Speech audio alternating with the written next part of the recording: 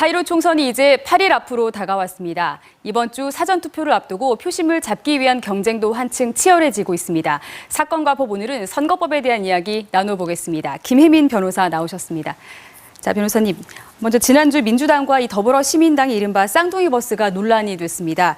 결국 선관위가 제동을 걸었는데 어떤 내용이었습니까? 네, 더불어민주당과 더불어시민당은 지난 2일 똑같은 디자인의 유세버스 2대를 국회에서 공개했는데요. 보시다시피 동일한 문구와 그리고 서체와 문구가 완전히 동일하고 정당명만 다르게 새겨진 버스입니다.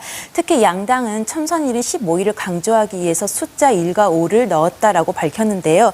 사실 아시다시피 1번은 민주당의 지역구 기호이고 5번은 시민당의 정당 투표 기호이기 때문에 선관위는 버스의 숫자를 표기해서도 안 되지만 더더욱 1과 5를 강조해서 마치 기호처럼 보이게 하는 것은 문제라면서 시정명령을 내렸습니다. 네.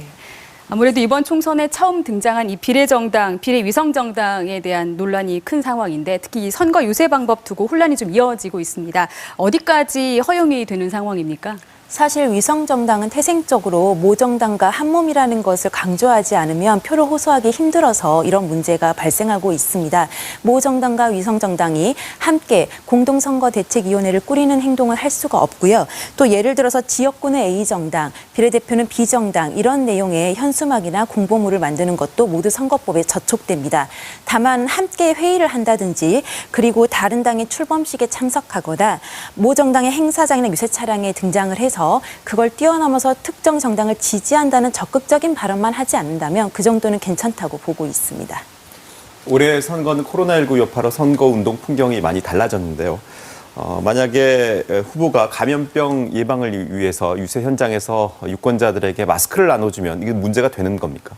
네, 일단 선거사무소에 일회용 마스크를 비치하고 방문하는 사람들에게 나눠주는 행위는 마치 선거사무소에 다가류를 제공하는 행위와 똑같다고 볼 수 있기 때문에 선거법상 허용되는 통상적인 정당활동의 일환으로 볼 수가 있습니다. 그러나 이를 넘어서서 밖에서 유권자들에게 일회용 마스크를 나눠주는 행위는 선거법상 금지되는 기부행위로 볼 수 있기 때문에 허용되지 않습니다. 최근에 온라인 선거 운동이 활발하게 진행이 되고 있습니다. 가능한 것, 또 안 되는 것 구별해보자면 어떻게 될까요? 일단 온라인상의 선거운동은 자유롭게 할 수 있습니다. 다만 유념하셔야 되는 것이 허위사실 유포나 후보자 비방은 절대 해서는 안 됩니다. 예를 들어서 중국이나 북한이 선거에 개입하고 있다든지 사전투표함을 바꿔치기 할 수 있다는 등의 허위사실을 유포하는 것은 모두 투표 방해 행위에 해당해서 선거법 위반이고요. 그리고 타 후보자나 그 가족을 비방하는 행동 또는 자신의 학력이나 경력 등을 과장해서 홍보하는 것 모두 선거법에 저촉됩니다. 이처럼 온라인 선거운동은 그 방법이 쉽고 효과적인 반면 그만큼 선거법 위반의 소지도 크기 때문에 유념하셔야겠습니다.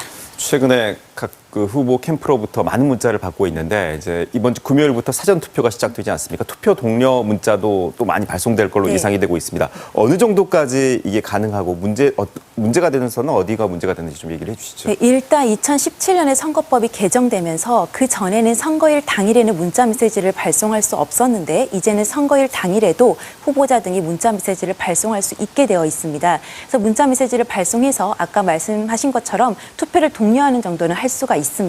그런데 유념하셔야 되는 게 후보자가 선거 운동 기간을 포함해서 전체 기간 동안 발송할 수 있는 문자 메시지의 횟수가 만약에 20명을 초과하는 사람에게 가는 문자이거나 또는 자동 프로그램에 따라서 가는 문자인 경우에는 총 8회를 초과할 수 없게 되어 있습니다.